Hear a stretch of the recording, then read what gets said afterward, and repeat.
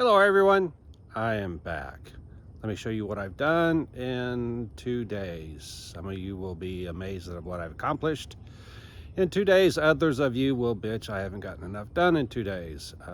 Honestly, don't care. All right, what did I do?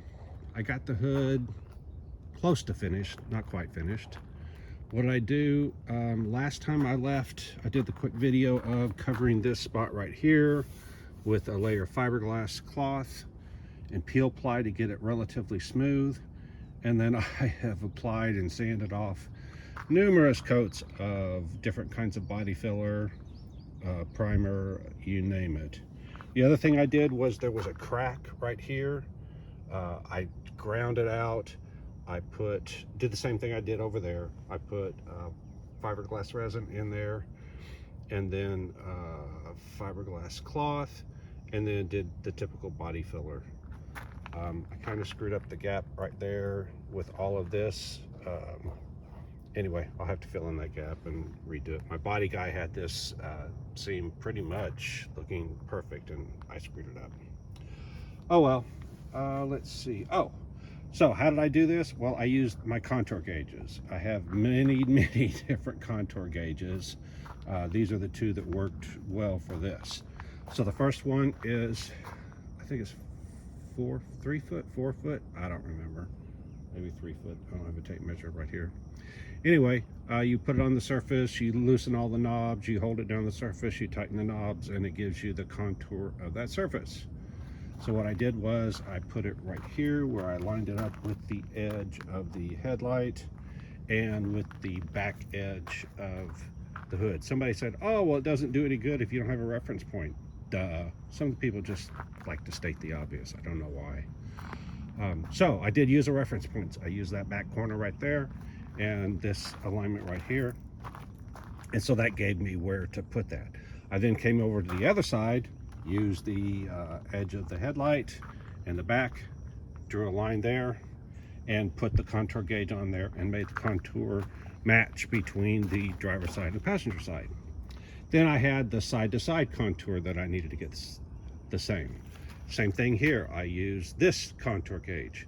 One of the things I don't like about this contour gauge is it doesn't lock in place, so you have to be really careful you don't accidentally bump it when you're doing whatever you do. Same thing about how did I get a relative reference? Well, I took the outside edge of this and put it to the outside edge of the hood.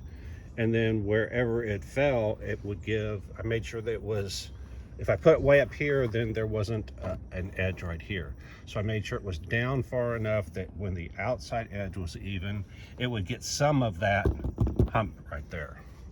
So I did it on that side over there, came straight across, did it on this side right here. So now at this profile where these two lines intersect, where this one goes up and down, this one goes sideways, I know that the two sides match. Could it be off other places? Obviously. I could go back in and do the same thing. In other words, I could check it here, I could check it here, however many places I want to check it. I could check it diagonally if I was that anal. I'm not. All I want to do is get it close enough so that when people look at it, it will look the same. Again, I'm going to have my body guy do the rest of this so he can worry about those details. My goal is the 80-20 principle, the Pareto principle. It takes 20% of the time to get 80% of the work done. That last 20% of the time takes the other 80%. Last 20% of work takes 80% of the time. There we go. And I don't like doing that last 20%. It's very tedious, time consuming, and I'm not into that kind of stuff. So I'm going to go ahead and let him finish that. My goal is to get the whole car to the 80% level and then hand it off to someone else to do. This side right here, the light just happens to hit it exactly right. That is primer that you see that has been sanded with 400 grit. I don't know if you can tell in the picture, but it has a very high gloss level, and I could see that one dent just clear as day from where I am right now. I don't know if the camera's picking up on it. Anyway, there's that one dent right here. Actually, there's two of them. There's one right here and a very slight one right there. See the little dots right there? Again, I'm not sure the camera can pick it up, but there's some dots that indicates that the guide coat didn't get sanded off completely. So there's a little bit of a dip there, a little bit of a dip there. Same thing here, there's a couple here and there. Those still need to be worked. Again, that's my body guy and his part. The other dip is right here. Put my finger there, there we go. That's funny because, oh, that's shadows. I was going, wait a minute, that's low spots. It's not low spots, it's shadows. But if you look down the side, see, I can't, there it is. I can see it right there. Again, I'm not sure if the camera can pick it up. There it is. Yeah, see that low spot right there? That needs to be fixed. And then right in front of it is a very slight one as well. So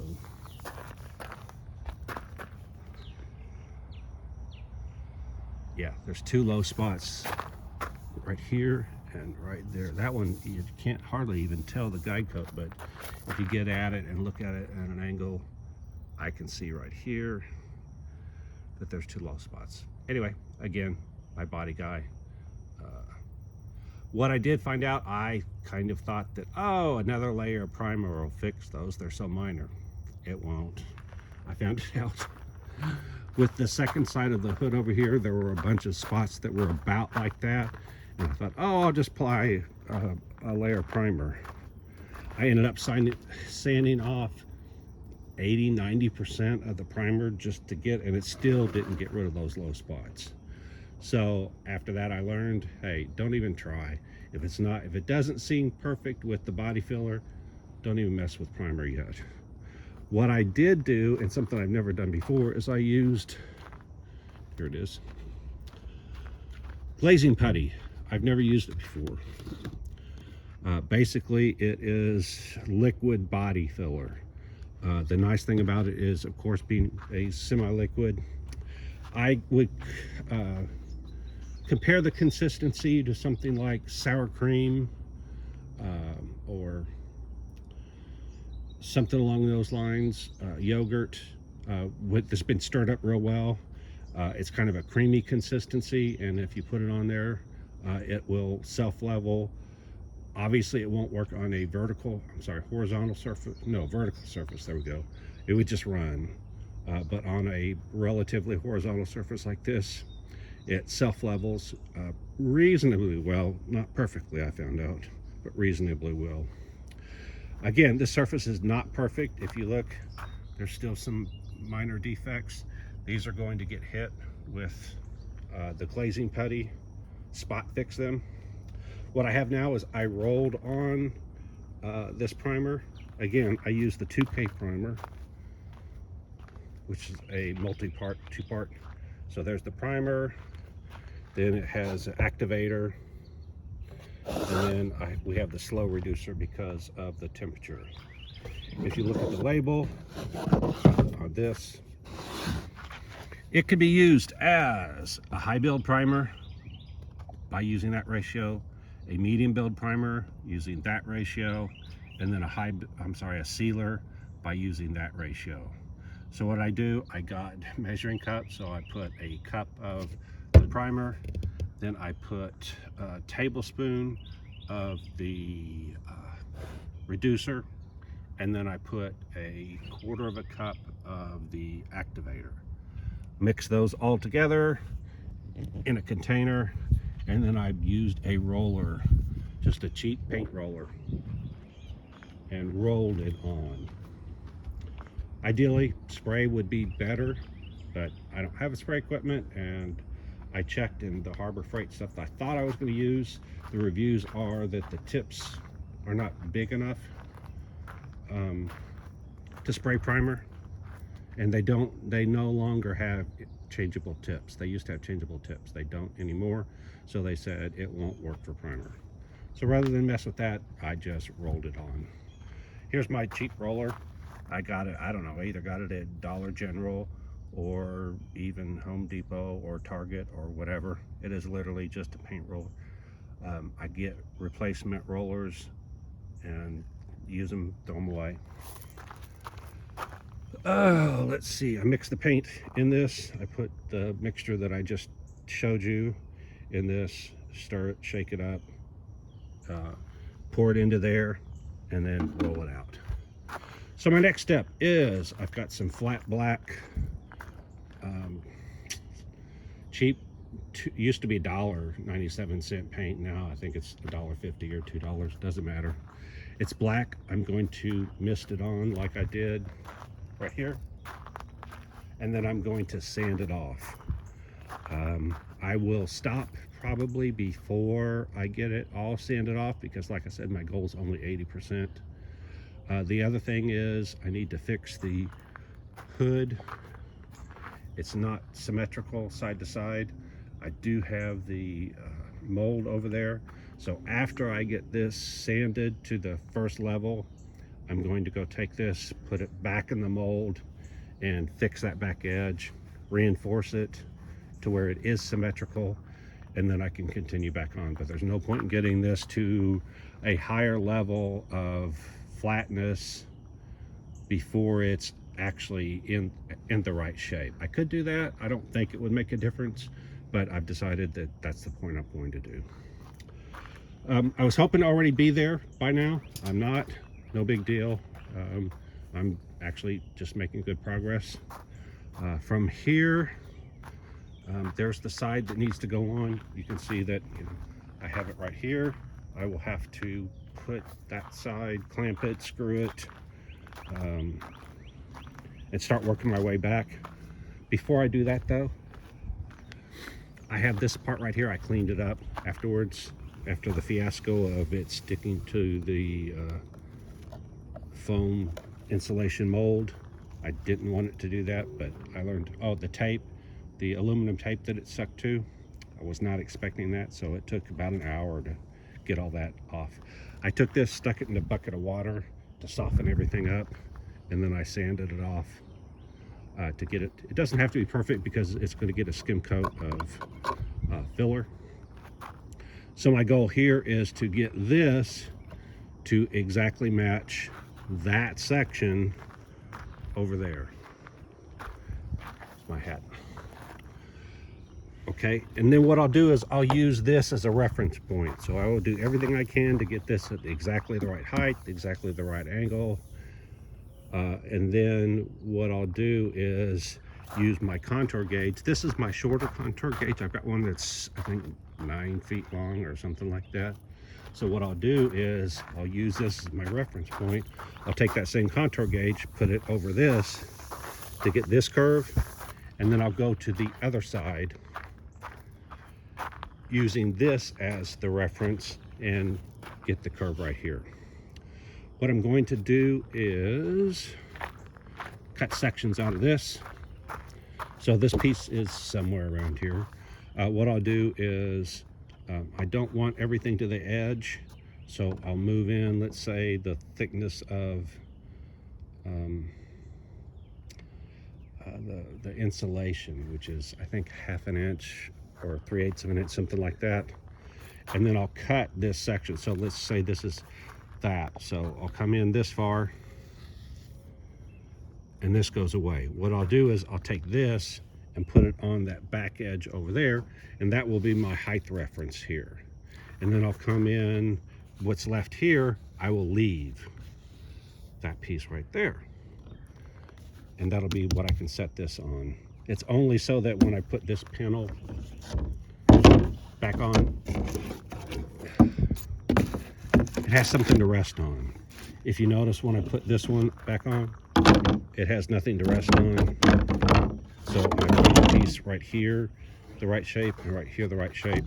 So this will have something to rest on. The other thing I'm going to do is come to this edge and cut that piece so that right where this edge is, that's where the support is. This entire piece from here to here will be basically floating in the air like that. That way we can get the gap that we want and not worry about having to sand below the thickness, any more than thickness of that. That's really too thick, but for what we're doing, that'll be fine.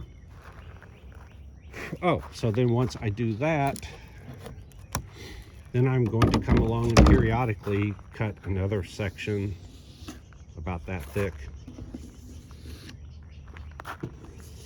There and there. And then I'll take that section, those sections, flip them over, put them on the other side, and then I will fill in between here. Everybody's been ragging on me about using foam. I use foam when I think it's appropriate. This is one of those cases where I think it's appropriate. So in between each of these standoffs, I'll call them, I will fill this with foam. I'm just going to use the cheap expanding foam that you get from Home Depot or whatever, even though it's not my favorite. I'll fill those gaps with foam. It'll expand. I'll make sure I overfill it so it'll expand. I'll cut it with a knife and then sand it smooth. As smooth as I can get it. What I don't like about that stuff, it leaves a lot of voids. So I'll have to find something to fill the voids in with. Or I can leave the voids and just put the silver tape on top of it. And then I'll put fiberglass on top of it to make the skin. And those pieces can stay as standoffs, just like I'm planning on doing here. I think that's it. So my goal today is to put on the guide coat, sand it as much as I'm going to sand it, go put this hood in the mold, which is over there, get that going. Probably before I do that, I should do this. The problem, one of the reasons I don't like that stupid foam is it takes 24 hours or 48 hours to cure.